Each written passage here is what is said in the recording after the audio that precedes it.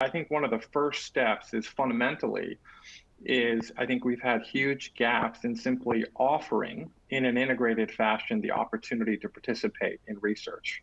When we surveyed a lot of our own members, we actually found really similar rates in diverse communities as in non-diverse in terms of interest in actually participating, but variances in actual the offer itself, meaning the desire to participate was actually almost equal in many cases in our survey result, but the actual opportunity to participate was really a lot smaller. Mm. And so as you kind of think about that question, it really kind of jumps off the page then. So one, it suggests how do we fundamentally change, right, the way in which we can systematically offer opportunities to our members. And a large part of that obviously is off a base like we have today, we're able to do that. But the second though is how do I close access barriers in specific communities, which is really your boots on the ground.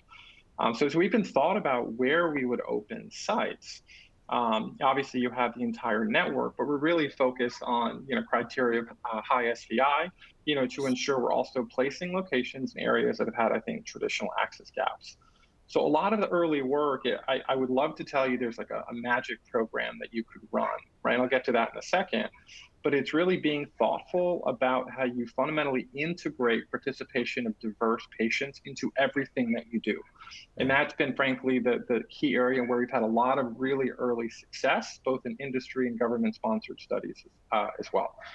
The second, though, is taking it a step further and kind of raising that bar. So we've been building kind of a nationwide network of local community-based organizations.